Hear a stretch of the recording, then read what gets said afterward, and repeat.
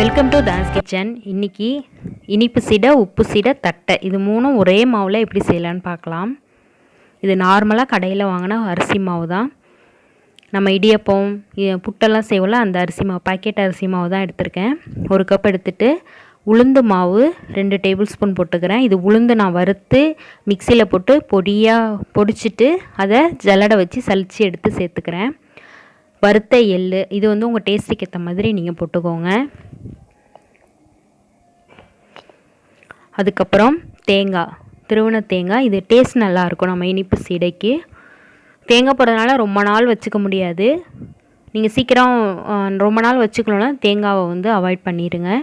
இதுக்கு தேவையான சால்ட்டு, இதை ஃபஸ்ட்டு நல்லா மிக்ஸ் பண்ணிக்கோங்க. அப்போ தான் எல்லா இன்க்ரீடியண்ட்டும் எல்லா இடத்துலையும் போய் இருக்கும்.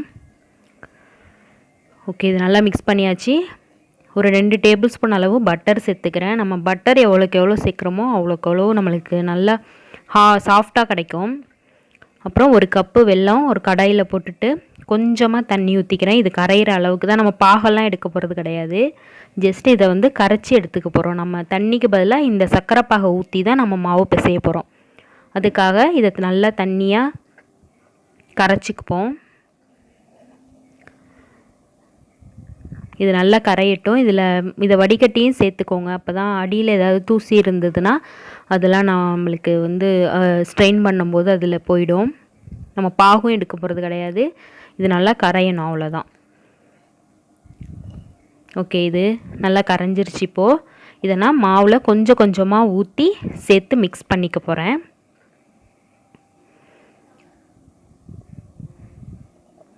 ஒரே டைமில் எல்லாத்தையும் ஊற்றிடாதீங்க, கொஞ்சம் கொஞ்சமாக சேர்த்துக்கோங்க. இது ரொம்ப நல்லாயிருக்கும். இனிப்பு சீடை வந்து பொதுவாகவே சீடை யாருமே வீட்டில் செய்ய மாட்டோம், ஏன்னா வெடிக்கும் அப்படின்லாம். நம்மளுக்கு வந்து இந்த மாவில் வந்து ஈரம் இருக்கக்கூடாது, அதுதான் மெயின். மாவில் ஈரம் இருந்தால் எண்ணெயில் தண்ணி தண்ணா எப்படி தெரிக்குமோ அந்த மாதிரி தான் தெரிக்கும். இப்போ இந்த பதத்துக்கு இதை ரெடி பண்ணிக்கோங்க. இப்படி எடுத்து உருட்டினோன்னா நம்மளுக்கு உருண்டை பதம் வரணும். இதுதான் கரெக்டான கன்சிஸ்டன்சி. இப்போது இதை சின்ன நெல்லிக்காய் சைஸில் நம்ம இதை உருட்டிக்கலாம்.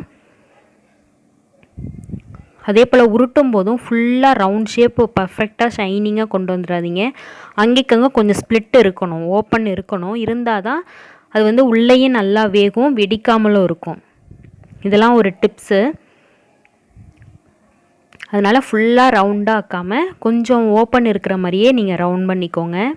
இப்போ எல்லாமே ரெடி பண்ணியாச்சு. இதை நம்ம எண்ணெயில் ஃப்ரை பண்ணி எடுக்க போகிறோம். அதே போல் எண்ணெயும் லோ ஃப்ளேமில் தான் இருக்கணும். நம்ம ஹை ஃப்ளேம்லேயோ மீடியம் ஃப்ளேம்லேயோ போட்டோம் அப்படின்னா அந்த வெல்லம் வந்து ஹீட்டில் வந்து உருக ஆரம்பிக்கும். அதனால் லோ ஃப்ளேம்லேயே வச்சு நல்லா ஃப்ரை பண்ணுங்கள். அதே போல் போட்டு சும்மா கிளறிட்டே இருக்க வேண்டாம். அது ரெடியான பிறகு கொஞ்சம் அது மேலே எலும்போம். அந்த டைமில் நம்ம லைட்டாக கிண்டி விட்டால் போதும். நீங்கள் கிண்டிகிட்டே இருந்தீங்கன்னா அந்த வெல்லம் வந்து உருகி தளன்னு இருக்கும், அப்படியே உடையிறதுக்கும் சான்ஸ் இருக்குது. இப்போது ரெடி ஆகிடுச்சு பாருங்க. அந்த ஓப்பன்லாம் இருக்குது, நம்மளுக்கு சீடை எதுவுமே வெடிக்கவும் இல்லை. இதே போல் எல்லாத்தையும் ஃப்ரை பண்ணி எடுத்துக்கோங்க. நல்லா ரெடி ஆகிடுச்சு. நல்லா கோல்டன் ப்ரௌனில் கிடச்சிருக்கு. இது எடுக்கும்போது சாஃப்டாக தான் இருக்கும், ஆறிட்டுனா நல்லா ஹார்டாகிடும். நம்மளுக்கு இனிப்பு சீடை இப்போ ரெடி ஆகிடுச்சு. அடுத்தது இப்போது உப்பு சீடை எப்படி செய்யலான்னு பார்க்கலாம். இதுக்கும் அதே கடையில் விற்கிற பேக்கெட் அரிசி மாவு தான் எடுத்திருக்கேன். இதுக்கு 2 டேபிள் ஸ்பூன் அளவு வறுத்த எள்ளு, நீங்கள் கருப்பு எள்ளு வேணாலும் நீங்கள் யூஸ் பண்ணிக்கலாம். அதுக்கப்புறம் பொடிச்ச உளுந்து மாவு, வீட்டிலே வறுத்து பிளெண்டரில் போட்டு அரைச்சி சலித்த உளுந்து மாவு, தேவையான அளவு தேங்காய் வேணாலும் நீங்கள் ஒமிட் பண்ணிக்கலாம். இதெல்லாம் ஆப்ஷனல். இதெல்லாம் போட்டால் டேஸ்ட் ரொம்ப நல்லாயிருக்கும். அதுக்கப்புறம் 1 டேபிள் ஸ்பூன் உப்பு. இதை ஃபஸ்ட்டு நல்லா மிக்ஸ் பண்ணிக்கோங்க. அதுக்கப்புறமா தண்ணி ஊற்றி மிக்ஸ் பண்ணிக்கலாம். அப்போ தான் இதில் உள்ள எல்லா இன்க்ரீடியண்ட்டும் எல்லா இடத்துலையும் சேரும்.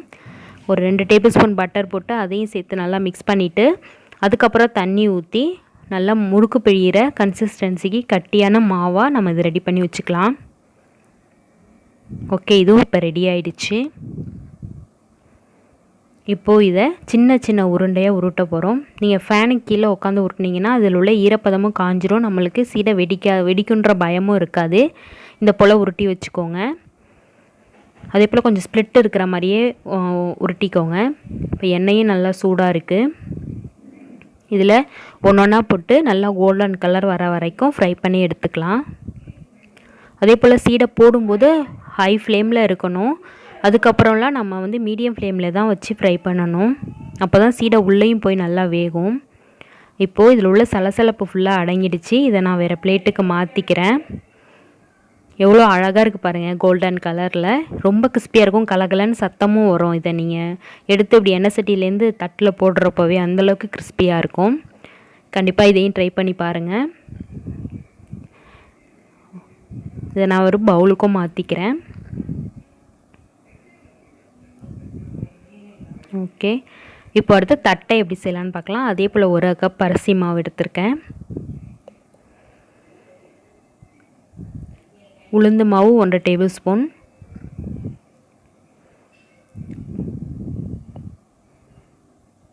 அதுக்கப்புறம் இது காஞ்ச மிளகா, பூண்டு, கருவேப்பிலை இது எல்லாம் சேர்த்து அதாவது பிளெண்டு இந்த ஃப்ளிப் மோடில் மிக்ஸி ஜாரில் போட்டு ஃப்ளிப் பண்ணி எடுத்திருக்கேன். கொஞ்சம் இதுக்கு தேவையான சால்ட்டு. இந்த பூண்டு, காஞ்ச மிளகா, கருவேப்பிலை சேர்த்து போடுறதுனால டேஸ்ட் ரொம்ப நல்லாயிருக்கும். கண்டிப்பாக ட்ரை பண்ணி பாருங்கள். இதை நல்லா ஃபஸ்ட்டு மிக்ஸ் பண்ணிக்கோங்க. அதுக்கப்புறம் தண்ணி ஊற்றிக்கலாம். அதே போல் இதுக்கும் பட்டர் சேர்த்துக்கோங்க. ஒரு 2 டேபிள் ஸ்பூன் அளவுக்கு பட்டர் சேர்த்துக்கோங்க. பட்டர் ரூம் டெம்பரேச்சரில் இருந்தால் உங்களுக்கு பிசையவும் ஈஸியாக இருக்கும். அதனால் செய்கிறதுக்கு முன்னாடியே பட்டர் எடுத்து வெளியில் வச்சுருங்க. ஒரு 1/2 அன் ஹவர் முன்னாடியே எடுத்து வெளில வச்சுருங்க.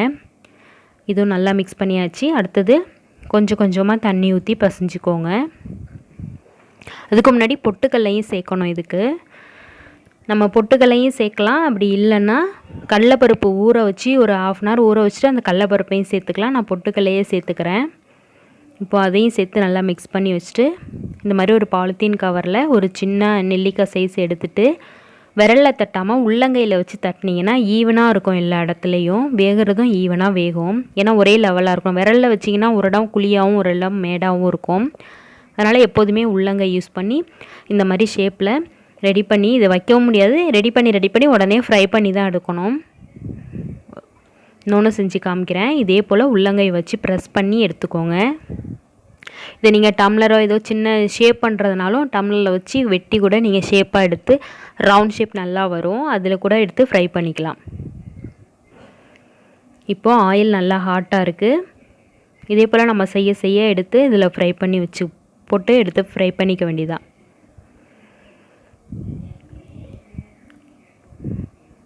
அதே போல் இந்த ரெசிப்பியும் மீடியம் ஃப்ளேம்லேயே வச்சு குக் பண்ணுங்கள்.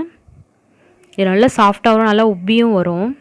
ரொம்ப நல்லாயிருக்கும் இந்த தட்டையோட டேஸ்ட்டு. நம்ம அந்த காஞ்ச மிளகா, கருவேப்பிலை, பூண்டோட டேஸ்ட்டு வந்து ரொம்ப நல்லாயிருக்கும்.